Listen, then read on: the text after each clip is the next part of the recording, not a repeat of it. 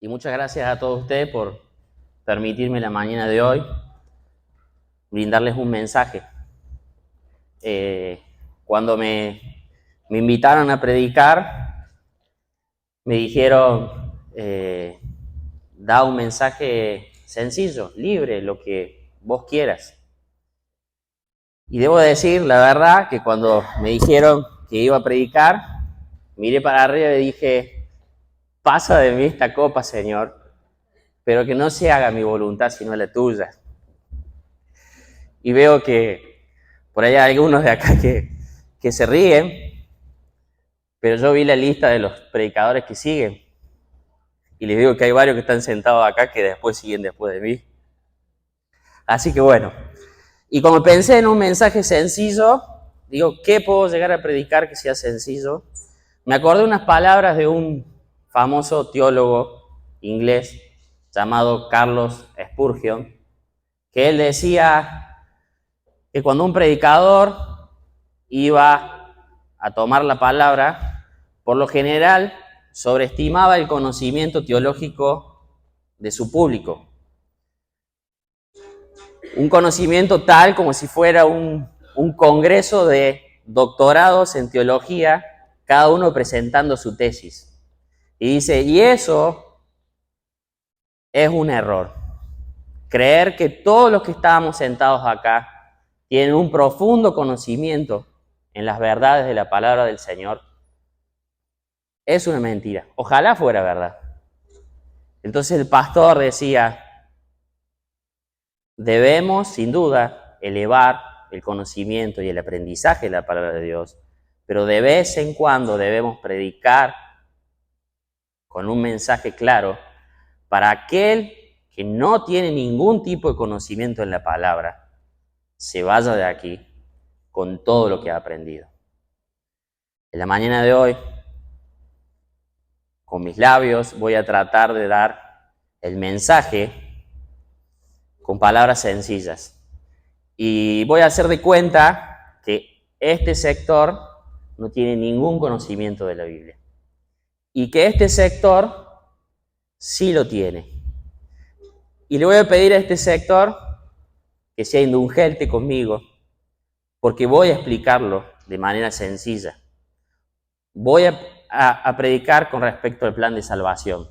Y ustedes que han probado lo dulce que es la salvación, van a ser indulgentes conmigo. Comencemos. Vamos a leer la palabra de Dios. Buscamos en Romanos 10,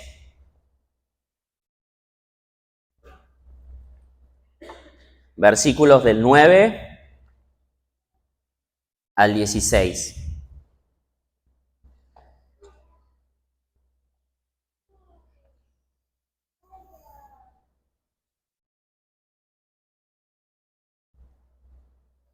Dice la palabra, esta es la palabra de fe que predicamos, que si confesares con tu boca que Jesús es el Señor y creyeres en tu corazón que Dios le levantó de los muertos, serás salvo. Porque con el corazón se cree para justicia, pero con la boca se confiesa para salvación. Pues la Escritura dice, todo aquel que en él creyere no será avergonzado, porque no hay diferencia entre judío y griego, pues el mismo que es Señor de todos es rico para con todos los que le invocan. Porque todo aquel que invocare el nombre del Señor será salvo. ¿Cómo pues invocarán a aquel en cual no han creído? ¿Y cómo creerán a aquel de quien no han oído? ¿Y cómo oirán sin haber quien les predique? ¿Y cómo predicarán si no fueren enviados? Como está escrito, cuán hermosos son los pies de los que anuncian la paz, de los que anuncian las buenas nuevas. Mas no todos obedecieron el Evangelio. Y repito, mas no todos obedecieron el Evangelio. Y en base a esta verdad, a esta promesa que está en la Biblia, voy a empezar mi mensaje diciéndole que, como describe, todos los hombres necesitamos ser salvados. No fue así desde un comienzo. Adán, cuando Dios creó los cielos y la tierra y puso a Adán en el medio del huerto, Adán era perfecto, sin mancha, agradable a los ojos de Dios. Adán no necesitaba salvación. Y Dios, en su misericordia y conociendo el corazón del hombre, le dice algo: tú puedes comer de todo lo que hay en el huerto, mas del árbol de la ciencia y del bien y del mal no comerás, porque el día que de él comieres, ciertamente morirás. El Señor acá le da una advertencia al hombre: mas del árbol de la ciencia y del bien y del mal no comerás. Y también le marca la desobediencia al hombre, porque el día que de él comieres, una norma de Dios que es transgredida por el hombre. Y por último le da una consecuencia: el día que lo hagas, ciertamente morirás. Y eso es una verdad. Pero el Señor, en su gran misericordia, no se apuró en darle sentencia a Adán. Y desde aquel momento, todos los hombres hemos necesitado ser salvados. Ahora, nadie de los que estamos acá va a ser condenado por el pecado de Adán. Todos nosotros, y Dios sabe, hemos pecado, hemos transgredido las normas de Dios, y por cuanto seremos condenados. Esa es la verdad.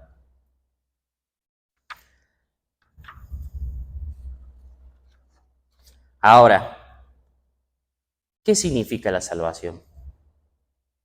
Yo necesito ser salvado, pero ¿qué es la salvación? Y la salvación, hermanos, significa dos cosas, dos caras de una misma moneda. Significa, en primer lugar, la liberación del castigo de nuestros pecados, y en segundo lugar, la liberación del hábito del pecado.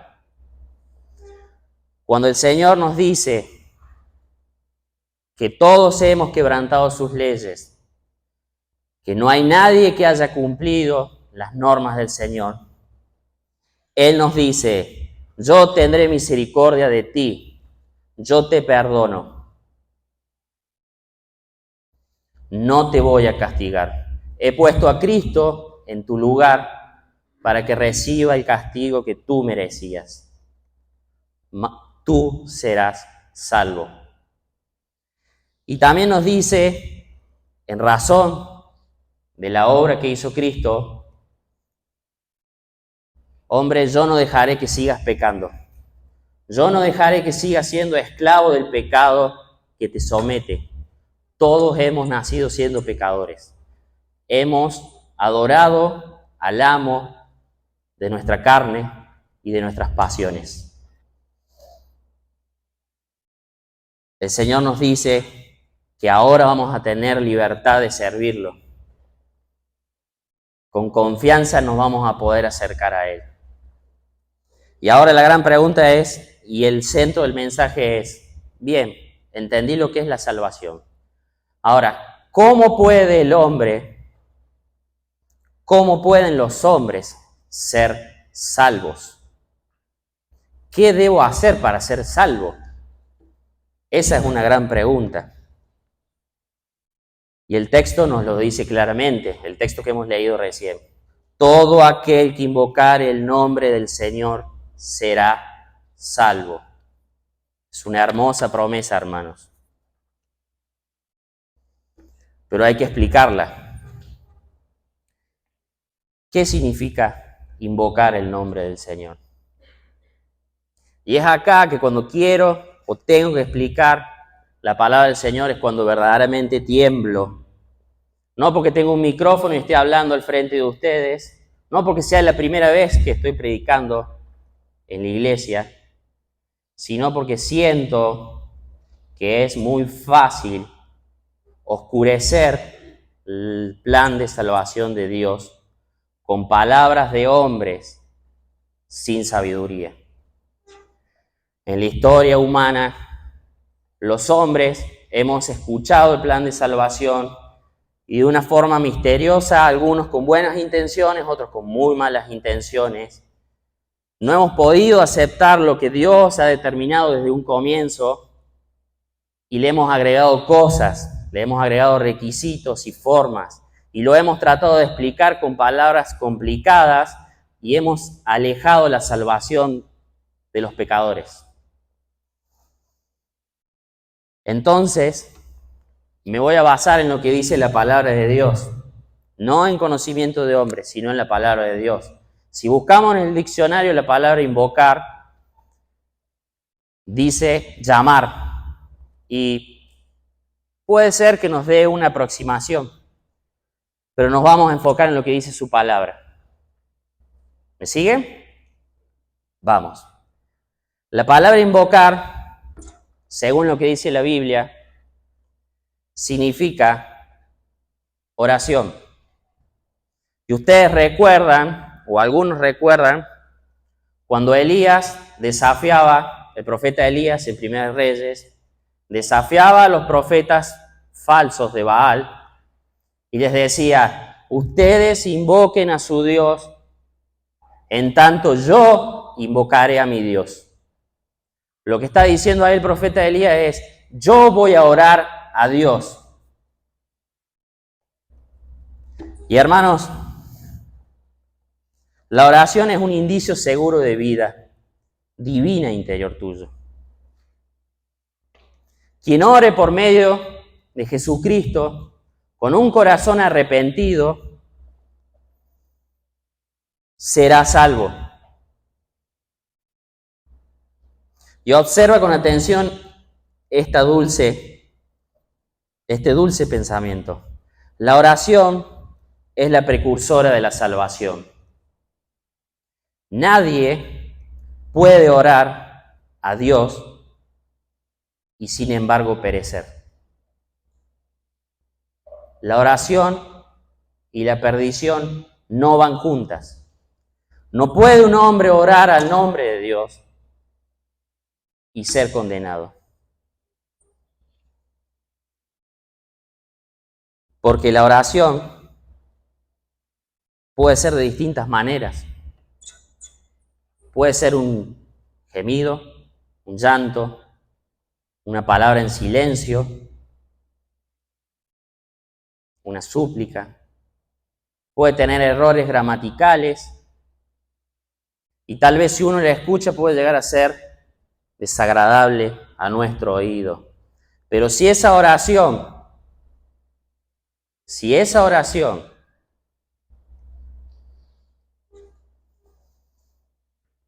brota de lo más íntimo de tu corazón, tú serás salvo.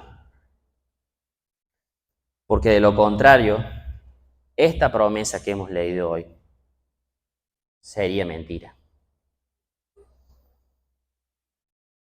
Y tan cierto como tú ores, no importa lo que hayas hecho, no importa lo que vayas a hacer. Si tú oras con un corazón arrepentido, aunque hayas hecho lo peor de la humanidad, y has aprendido a orar con tu corazón, serás salvo. Porque la oración es el aliento del Espíritu de Dios en el hombre que retorna a su lugar de procedencia. Y tú no puedes perecer si el aliento de Dios está contigo. Todo aquel que invocare el nombre del Señor en oración será salvo. Y esa es una verdad. Pero la palabra invocar también significa adorar.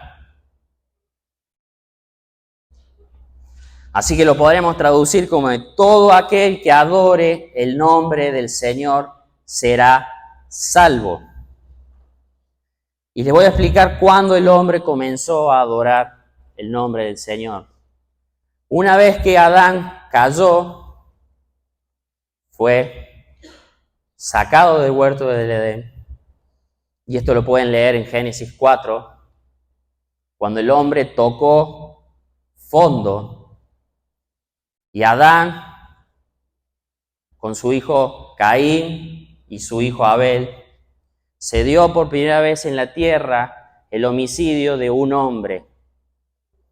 Un hermano mató al otro hermano. Y todo aquel que es padre, tal vez, si se pone en ese lugar, debe haber pensado, Adán, cuando estaba en el huerto y yo estaba con Dios, qué feliz que era y qué triste que estoy hoy. Pero el Señor vio el corazón de Adán y una vez más tuvo misericordia por los hombres y le dio un hijo llamado Set, que significa el sustituto.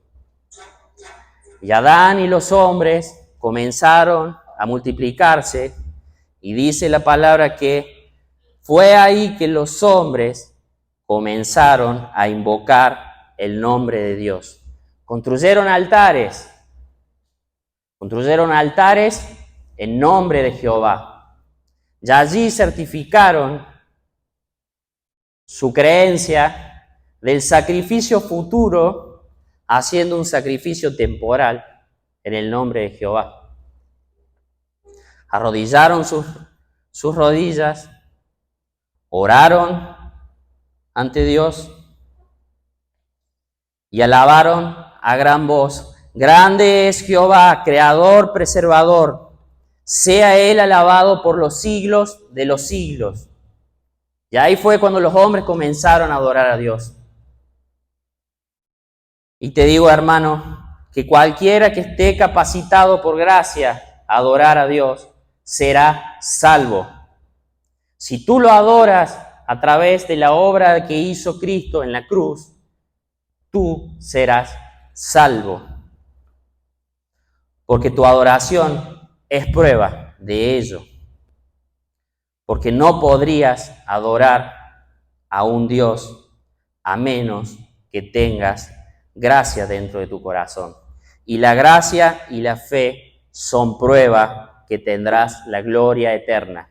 Amén. Pero la palabra invocar también significa algo más. Significa confiar, dar fe. Lo que nosotros llamamos la fe, lo que los cristianos llamamos la fe. ¿Qué es confiar?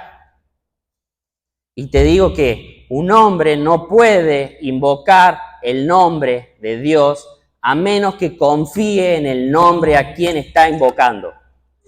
No se puede. Aquel hombre que tenga confianza en el nombre de Cristo y que invoque correctamente el nombre de Dios será salvo. Si tú has llegado hoy y estás consciente de tu pecado, y estás consciente del peligro a que conlleva tu alma, aquí está tu remedio. Cristo Jesús es tu remedio. El Hijo de Dios, quien nació de una virgen, vino a esta tierra y aunque fue santo y no conoció pecado, sufrió por nuestros pecados, por nuestras iniquidades. Y fue crucificado, sepultado, mas al tercer día Él resucitó. Y si la tumba no pudo sujetar a Jesús, todos aquellos que confíen en el nombre de Jesús tampoco quedarán en la tumba. Él hizo esta obra para salvar a pecadores como tú y yo. Si tú puedes hacer eso, eres salvo. ¿Quieres creer esto? ¿Confía tu alma en esta verdad? Si tú puedes hacer esto, eres salvo. Y el momento para decidir esto es ahora. No necesitas más nada.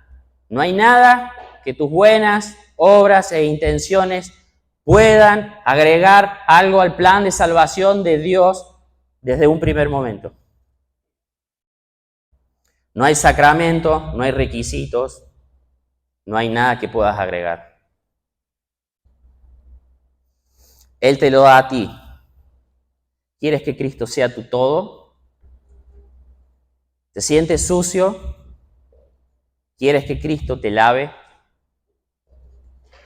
¿Quieres clamar de rodillas y decir, Dios, sé propicio a mí, pecador, no por nada que yo haya hecho ni vaya a hacer, sino por aquel cuya sangre fue derramada, en quien confío? El que confía en Cristo, invocando su nombre, será salvo. Esta es la explicación de la promesa. Pero hoy me veo obligado a explicar un poquito más allá. Lo voy a explicar con palabras sencillas, como dije al principio. A veces pensamos y vemos que hay cosas que parecen la salvación, pero que no lo son. Ya que un error que cometen muchos hombres, y es creer que la salvación depende de un predicador, depende de un ministro, depende de un sacerdote o de un obispo o del nombre que le quieras poner. Y sin embargo que todas estas personas tienen un rol fundamental, como dice Romanos. ¿Cómo van a creer si no hay nadie que les predique? Pero la función del predicador solamente se limita a la exposición de la obra del Señor. Quien hace la obra es el Espíritu Santo, no el pastor. La salvación no es del hombre ni por el hombre. La salvación es de Dios. Y ni un pastor, ni un obispo, ni el papa, nadie puede dar gracia, porque el único que da gracia es Jesús. Y tenemos que recurrir a la fuente. Hermanos, cuídense y tengan cuidado de las maquinaciones, de las artimañas de los hombres, aunque tengan el título de predicador. Otros creen que la salvación depende de manifestaciones divinas, sueños, visiones, profecías. Y esto es algo que por ahí uno se ríe, pero son bastante común. Yo lo he escuchado. Yo he soñado un día que Jesús me vestía de blanco y desde ese día siento o he sentido que fui salvo. Y mi cuerpo sintió una descarga eléctrica, un fuego adentro. Y en eso se basa esa salvación. Y yo te digo, hermano, que la salvación no es un sentimiento, es una decisión. Es una decisión que sí puede acarrear sentimientos, pero no son sentimientos. Y soñar y tener un lindo sueño es muy lindo. ¿Quién no quiere tener lindos sueños? ¿Quién no quiere soñar a que está al frente del Señor y que el Señor te limpie de todos tus pecados? Eso es muy lindo, pero eso no puede ser el pilar en donde pongamos nuestra confianza. Nuestra esperanza no puede estar en un sueño, porque si nuestra esperanza está en un sueño o en una visión, es una esperanza muy pobre. Es una esperanza muy pobre. Y yo no quiero limitar el poder de Dios. Y no te digo que si vos has tenido alguna manifestación de la gracia divina, la rechaces, pero no confíes solamente en la manifestación de la gracia de Dios. Un sueño puede ser muy bueno, pero en la palabra no dice aquel que sueñe con el nombre de Dios. Dice aquel que invoque el nombre de Dios. Y eso es muy claro.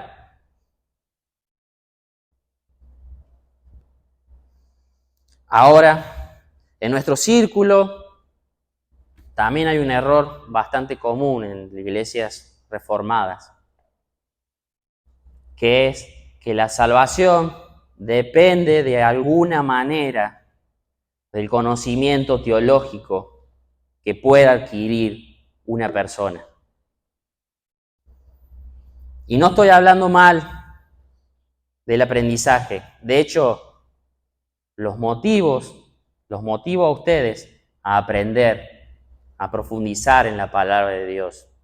Pero he escuchado a personas de avanzada edad, con un peso en su corazón, con poco conocimiento, decir, con la Biblia en su mano, si yo tal vez tuviera más conocimiento, tal vez podría ser salvo. Y esto me da pena, porque puede ser que en esa iglesia esta persona no haya captado el mensaje de salvación, sino lo que más se fomentaba era el conocimiento teológico. Y el conocimiento teológico no salva a nadie.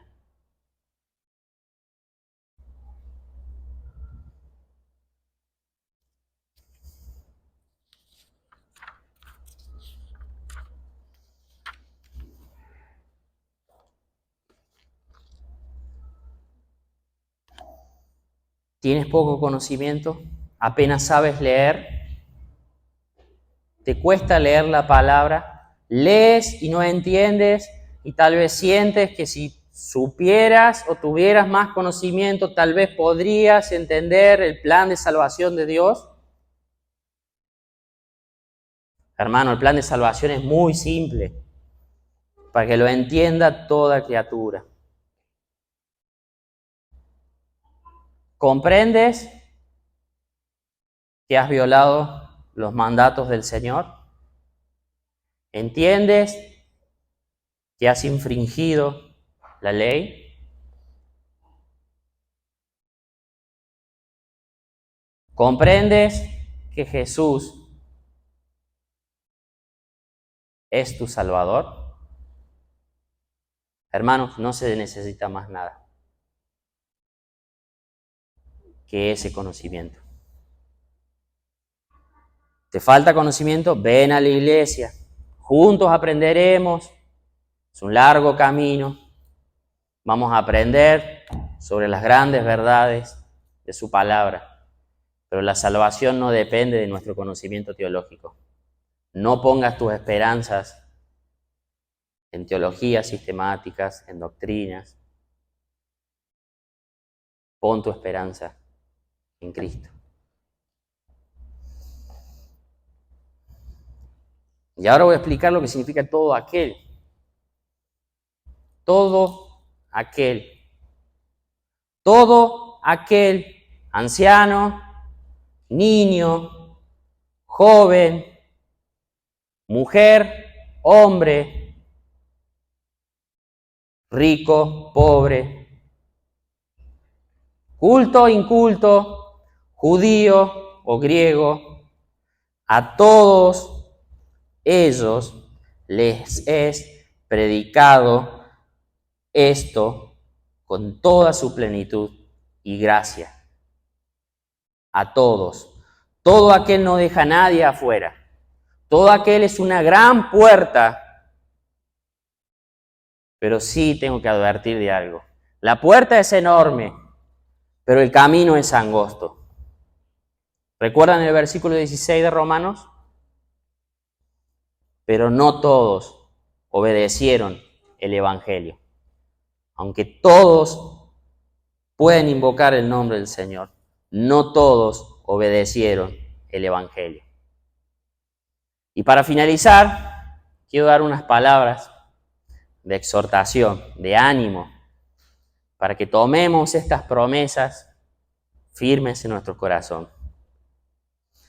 Si tú vienes y me dices, Lucas, yo confío en el Señor, invoco el nombre del Señor, adoro el nombre del Señor, pero hay algo que me genera duda, y es la idea de que los hombres han sido escogidos desde antes de la creación del mundo.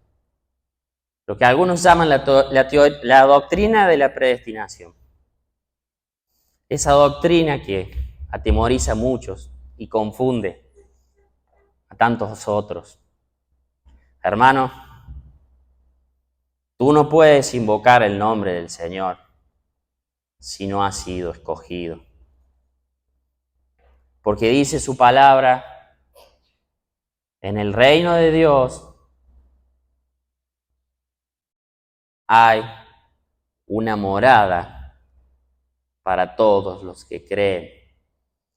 Y hay una corona de vida para aquellos que han sido escogidos. Hermano, si tú invocas el nombre de Dios, ciertamente tú has sido escogido, porque nadie que no haya sido escogido ha invocado el nombre de Dios. Aférralo a tu corazón esta verdad. ¿Realmente crees que va a haber moradas en el cielo vacías? Que Jesús dirá, uy, he construido moradas, pero hay más creyentes que moradas. ¿Realmente crees que coronas van a ser tirados en el suelo? Si la corona tiene tu nombre, la corona de vida tiene tu nombre desde la fundación del mundo. Tú invocaste el nombre de Dios porque tú has sido escogido. No dudes de tu salvación. Y también tú me podrás decir, no es la predestinación lo que me pesa, Lucas. Ojalá fuera una cuestión teórica. Es mi pecado que me somete. Y aunque yo quiero en mi espíritu seguir a Dios, mi carne no me deja. Y mi pecado me tiene sometido. Hermano,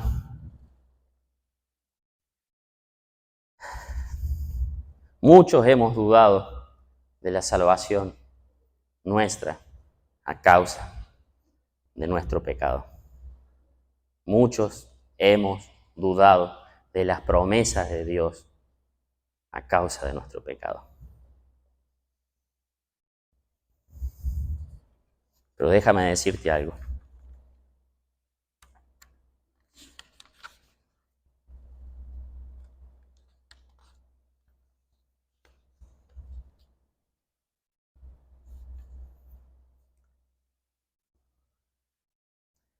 El mejor lugar donde puede venir un pecador es la iglesia. No es un cabaret, no es un casino, no es un hipódromo, no es una cancha de fútbol. El mejor lugar donde puede ir un pecador es la iglesia de Cristo. ¿No lo crees? ¿No lo crees? Hermano, si no crees, tengo algo para ti. Lo he traído específicamente para ti. ¿Qué es esto? Una piedra. Una piedra. Ven. Tómala y arrójala.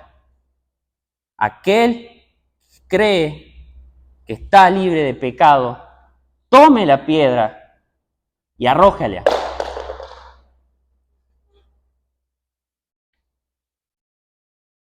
Los invito, tomen la piedra y arrójanla con fuerza ante la persona que está dando este mensaje. Porque debo confesar delante de Dios y delante de todos ustedes, mis hermanos, que yo soy un terrible pecador y que Cristo murió por mis pecados. Esa es una verdad. Y a veces, y no estoy haciendo apología del pecado, hermano. Si tuviera más tiempo, explicaría muchas más verdades. No lo tengo tiempo, pero no estoy haciendo apología del pecado, hermano. Pero tampoco hagamos apología de la santificación en la tierra. A veces tenemos la imagen, una imagen errónea, que se va a dar en el cielo, pero no en la tierra, de que la iglesia está lleno de gente vestida de blanco, puro y sin mancha. Hermano, es una gran promesa, pero en la tierra no lo vamos a ver. No lo vamos a ver. ¿Saben a qué se parece la iglesia? ¿Saben a qué me recuerda a mí una iglesia? Para mí una iglesia se parece más a un hospital de campaña. La guerra espiritual está allá afuera. Tú, hermano, que vienes lastimado por el pecado, este es tu lugar. Este es tu lugar. Ven aquí. Ven a los pies del Señor. ¿Pecado te agobia?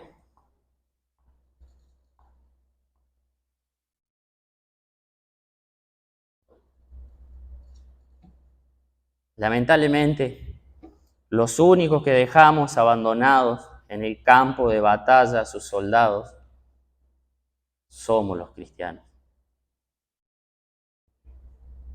¿Estás lastimado? Ven.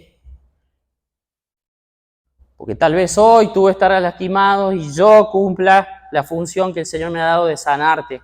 Pero el domingo que viene yo vendré lastimado por mi pecado y tú tendrás que sanarme. Y te digo una verdad más.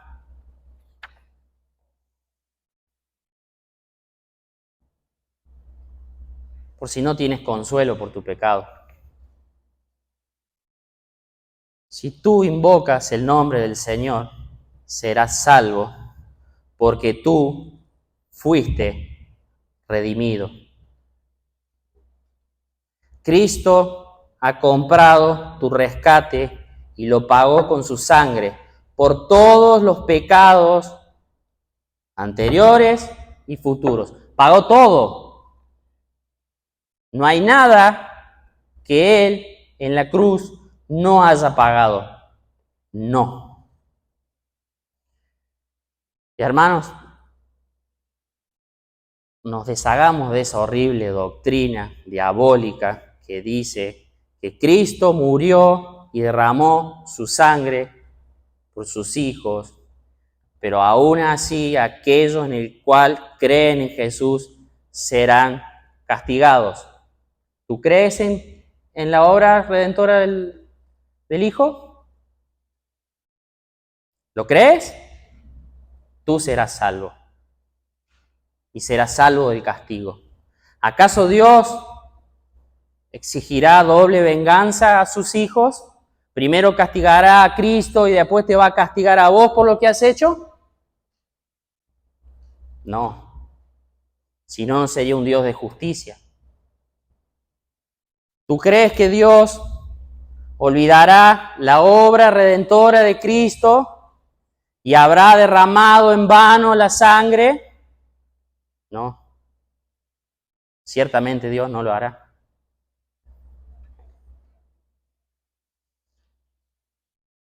Tú invocas el nombre del Señor porque fuiste redimido. Y hermano, esta promesa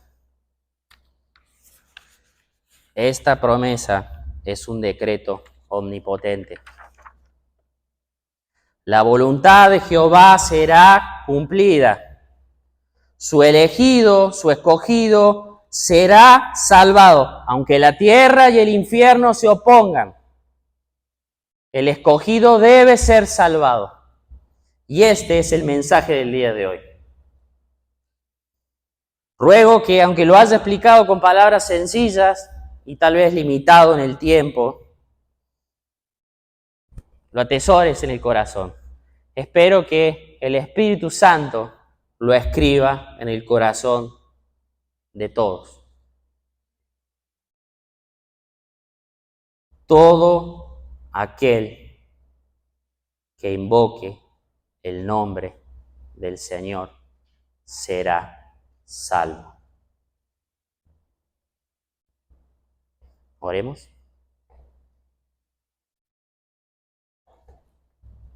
Padre Celestial, gracias por una vez más mostrarnos tu plan de salvación. Gracias, Padre, por la misericordia que nos has tenido, Señor. Porque a pesar de que hemos violado tus mandatos y hemos pecado, tú has decidido perdonarnos. Gracias, Padre, por esta iglesia. Gracias, Padre, por los hermanos que están aquí presentes. Te pedimos, Padre, que tú nos des la confianza y la fe para que nuestra alma se sujete a esta gran verdad. En el nombre de Jesús. Amén.